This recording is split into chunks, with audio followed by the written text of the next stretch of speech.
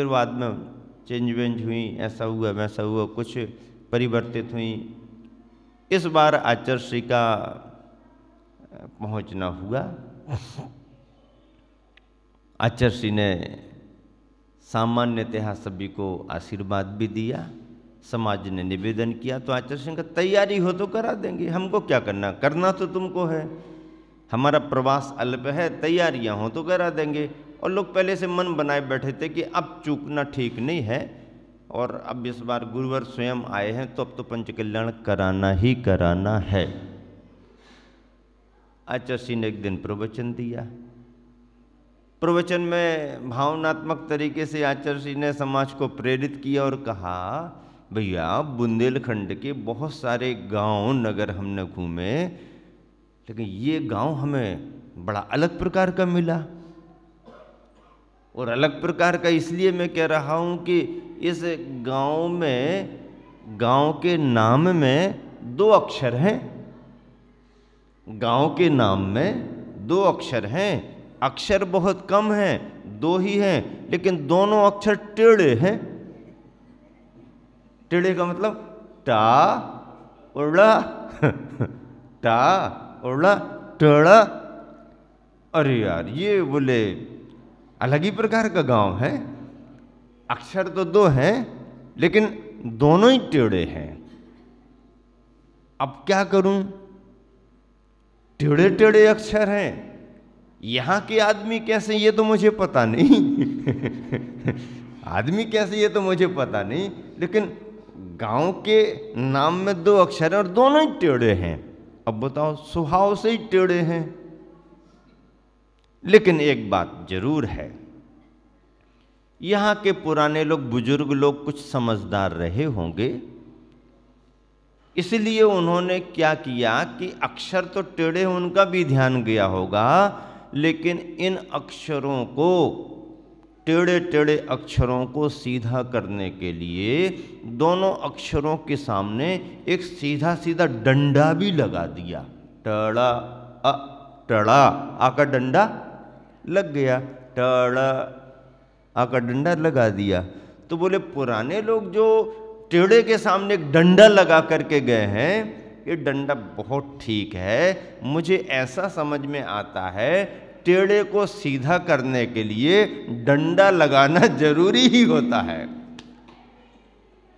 बड़े हास्य में किस तरीके से अर्थ निकाल करके गुरुवर ने सबके मन की ग्रंथियां, गांठें खोली और पूर्वजों का स्मरण कराते हुए कि तुम्हारी समाज के बुजुर्ग पुराने लोग कितने समर्पण भाव से इन मंदिरों को बना करके गए, जबकि आप सब पंच कल्याणक संपन्न कराना चाहते हो तो बिना सरलता और बिना समर्पण के संभव नहीं। लोगों की बात ख्याल में आई, और गुरुओं का सानिध्य ही ऐसा सानिध्य होता है जब मन की गांठें स्वयमेव अपने आप खुलना प्रारंभ हो जाती हैं और सबने मिलकर के बड़ी प्रभावना के साथ परिणामों की विशुद्धता से, निर्मलता से आचार्य श्री को निवेदन किया। और आचार्य श्री ने लास्ट फरवरी से लेके मार्च के फर्स्ट वीक में संभवतः ये पंच कल्याणक संपन्न कराया। 2000 समझ लीजिए 17 शुरू हो गया था और 2017 के सन का पहला पंच कल्याणक आचार्य का टड़ा में संपन्न हुआ। ऐसे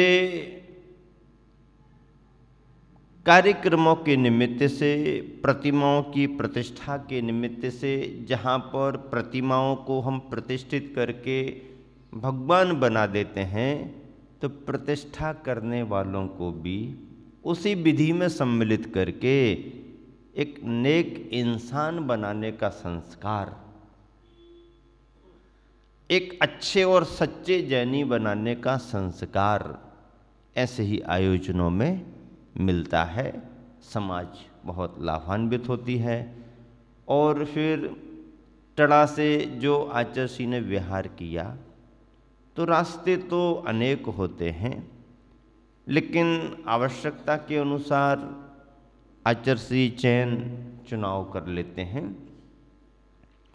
मार्च का महीना होते हुए भी थोड़ा मौसम और बारिश पानी को लेकर के प्रतिकूल हो रहा था। सर्द हवाएं थीं, बादलों का जोर हो रहा था, और बीच में रिमझिम रिमझिम अब गुरु की जिनवानी बरस रही है, तो प्रकृति से पानी भी बरस रहा है। यहाँ पानी बरसने से माटी नरम हो रही है, और यहाँ गुरुवाणी जिनवानी बरसने से प्राणी भी नरम हो रहे हैं। नरमाई सब तरफ आ रही, लेकिन सर्दी का जोर भी पकड़ रहा। ऐसे मौसम में आचर्षी ने विहार किया। विहार करते करते आचर्य श्री टड़ा के निकट ही ग्राम नन्नी देवरी में पधारे। नन्नी देवरी में पधारने का गुरुवर का ये चौथा अवसर था, चौथी बार।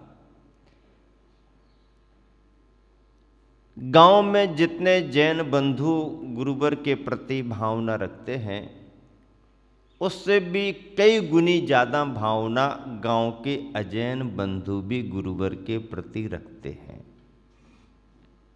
गांव में पहुंचने के बाद जितने भाव से गांव के लोग गुरुवर को रोकने का निवेदन करते हैं, उससे भी कई गुना भाव लेकर के अजैन बंधु गुरुवर को रोकने का भाव प्रकट करते हैं। और आचर्षी को उस इलाके में और उस ग्राम में अजैन बंधुओं का भी काफ़ी अच्छा परिचय हो गया। खास करके शिक्षक वर्ग वहाँ का जो स्कूलों में विद्यालयों में पढ़ाता है, शिक्षित होने के नाते गांव के लोगों को इकट्ठा करके विशेष प्रवचनों का निवेदन करना, मार्गदर्शन लेना। उन्हें ऐसा लगता नहीं कि ये जैन गुरु हैं, जैन मुनि, उन्हें तो ऐसा लगता है हम सबके गुरु हैं। और बड़ी आसानी से सरलता से आचर्षी मिल भी जाते। ग्रामीण भाग में आचर्षी मुक्त बिल्कुल सभी को लाभ देते हैं। शहरी भाग में व्यस्तताएं थोड़ी अलग रहती हैं। तो ऐसा करते हुए आचर्षी का मंगल प्रवेश हुआ। जैन समाज उत्सुक होकर के भाव भक्ति से लेने के लिए तो गई, अजैन बंधु भी। और वहाँ के वातावरण में तो ऐसा है कि अजैन बंधु जब लेने जाते हैं तो वो अपने हारमोनियम और ये और वो बजाते हुए वो रामधुन रामायण जैसे कुछ गाते गाते उनको तो ऐसा लगता हमारे रामचंद्र जी आए हुए हैं, रामचंद्र जी आए हुए हैं, ऐसा उन लोगों को लगता है। तो वो जो भी अपना गाएं, आचर्षी कभी कुछ मना नहीं करते। तुम्हें क्या गाना, क्या बजाना, कैसी भक्ति करना, तुम्हारे गांव में तुम्हारे लिए अवसर है। जैन समाज भी सोचती है ये लोग उत्सुक हैं, चल दो आंग, हम तो अपना लाभ यहाँ भी ले लेंगे, अन्य गांवों में अन्य शहरों में भी जाके ले लेंगे। आचर्षी का लाभ तो हम लोग लेते ही रहते हैं, इनको कहाँ मिलता। और गांव में पहुंचने पर वो लोग भी कहते हैं सेठ जी ऐसा करो, आप लोग तो अपने मंदिर के पूजा पाठ और आप अपने तो महाराजों के चौके की व्यवस्था संभालो, बाकी बाहर का तो सब क्योंकि हमको तो बाहर का ही संभालना है, तो आप लोग अपने पूजा पाठ मंदिर के और चौकों की व्यवस्था देखो, हम लोगों को ये अवसर दो ताकि हम लोग अपना करें। और उनको खुशी होती, प्रसन्नता होती। आचर्षी जो भी बात बताते मद्य मधुमांस आदि त्याग के, शराब आदि त्याग के, तो वो लोग स्वीकार भी करते, सरलता से स्वीकार कर लेते। ऐसा फर्क गांव में देखा गया है, उपलब्धियां हैं। और हम सबका सौभाग्य है कि अपने गुरुवर के निमित्त से ऐसे कार्य सहज होते हैं। अजैन बंधुओं में तो क्या बताएं, एक से एक हैं और जो आचर्षी को अपना गुरु जैसा ही मानते हैं। चौरसिया परिवार में गोपाल चौरसिया, रवि चौरसिया आदि का परिवार बहुत निकट से आचर्षी को जानता है। उनके पिता सुंदरलाल जी के समय से ही सभी लोग आचर्षी के नाम को जानते हैं। ठाकुर लोगों का प्रवास भी उस तरफ बहुत है। तो वहाँ के सरपंच जगत सिंह ठाकुर साहब वो आदि आदि भी वो कहते हैं ये तो गुरुवर हमारे हैं और हम लोगों को कहाँ मौका मिलता है, बाहर जाओ तो दूर रह के दर्शन करना पड़ते हैं, अपने गांव में तो हम पास से ही करेंगे। ऐसा करके राम नारायण दुबे जी हैं, हरिशंकर जी हैं, विवेश पांडे करके एक युवा है, वो तो पूरा अभिषेक से लेकर के पूजा पाठ से लेकर के मतलब बहुत विचार रखता है और बचपन से ही संघ से जुड़ा हुआ है, आचार्य श्री के मतलब आशीर्वाद में भी रहता है। विवेश पांडे करके है। राजौरिया जी हैं, एक डॉक्टर पूर्णानंद जी सोनी करके हैं तो वो सोनी जी, लेकिन जैन कुल का जैन धर्म का संस्कार उन्हें बचपन से मिला है। बाहर गांव बड़ी देवरी के थे, लेकिन पढ़ाई करके उन्होंने इस स्थान को अपने पेशे के लिए चुना। आज पूरा सब समाज को सहयोग रहता है और शुद्ध सात्विक अपना जीवन बिताते हैं, हिंदू होकर के भी जैन धर्म पर आस्था रखते हैं। ऐसे ये सभी लोग आचार्य श्री के पहुँचने पर अपने आप उत्सुक हो जाते हैं और समाज बंधुओं को तो उत्सुकता होती ही होती है। और जिस समय आचार्य श्री ने प्रवेश किया जैन समाज के घरों में, राजा राम जी हैं, अजित कुमार जी हैं, इनकी संयोजना में सभी लोग आगे बढ़ते हैं। ये एक तरह से गृहस्थ जीवन के परिवारीजनों में प्रमुख हैं। और फिर सिंगई परिवार में जो सुभाव सागर जी महाराज जी के गृहस्थ जीवन का परिवार है, तो सिंगई फूलचंद जी का परिवार, सिंगई मोतीलाल जी का परिवार, परिवारी जनों में भी सिंगई भागचंद जी जैन पुराने मंदिर पार्श्वनाथ मंदिर की व्यवस्थाएं देखते हैं और मोतीलाल जी के परिवार से भी सदस्य हैं। और परिवारी जन राजा राम जी अजित कुमार जी के बड़े में सभी जन, एक शीतल चंद जी जैन करके हैं, बड़े चाचा जी थे, तो वो अभी सागर में अपने बच्चों के साथ रहते। सागर में बच्चे व्यापार धंधा पानी सर्विस करते हैं।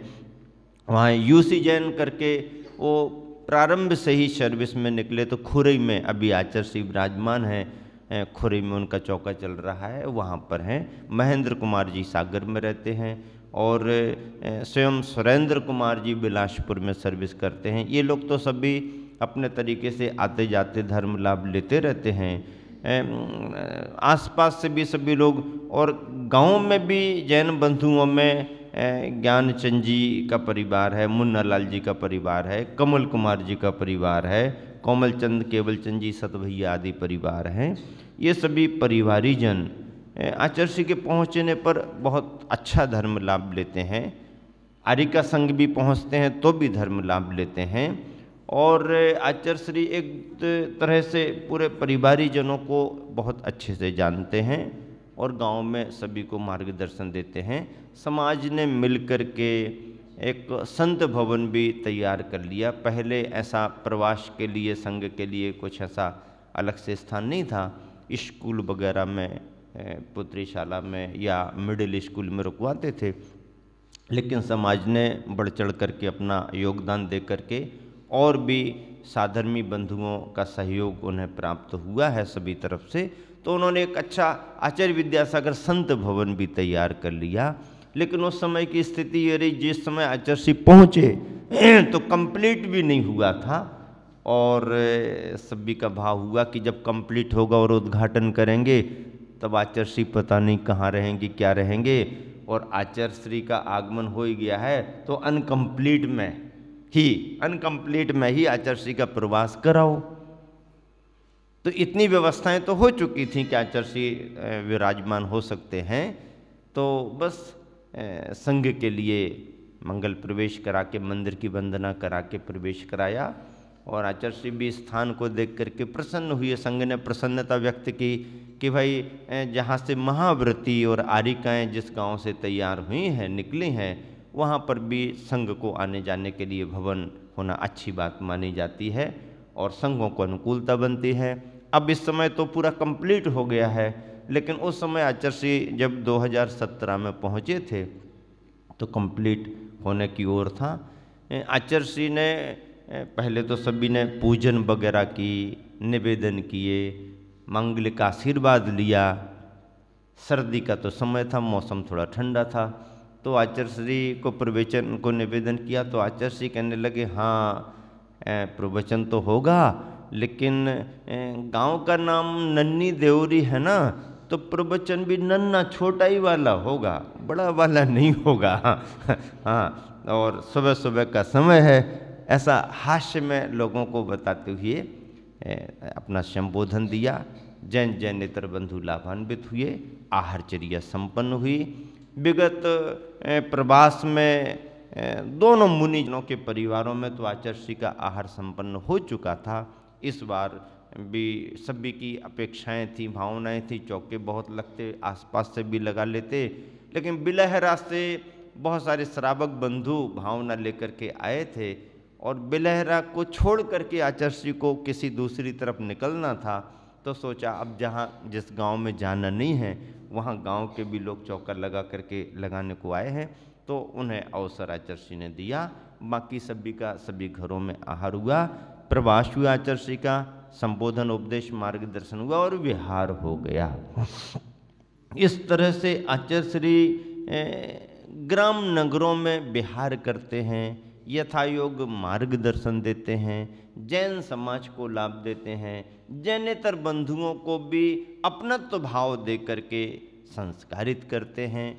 और आज इतनी सहजता हो गई, इतनी निकटता हो गई कि आचार्य श्री और मुनि संघ यदि अपरिचित गांवों में से भी निकल जाएं तो जैन जैनेतर पुरुष महिलाओं को कोई नयापन जैसा नहीं लगता।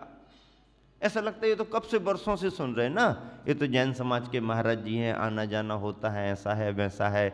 और गांव गांव से त्यागी वृत्ति होने से अरे अपने गांव के भी माता जी है ना, बनी है ना उनके यहाँ, अपने गांव के भी वो फलाने फलाने के यहाँ से वो बेटा ऐसा बन गया महाराज, वो भी तो इसी संग में है। ऐसा करके एक बहुत अच्छा वातावरण इस समय सभी जगह बन रहा है। आचार्य श्री विहार करते हुए सागर महानगर में पहुँचे। अब महानगर में पहुँचे तो महानगर के हिसाब से तैयारियां होती हैं।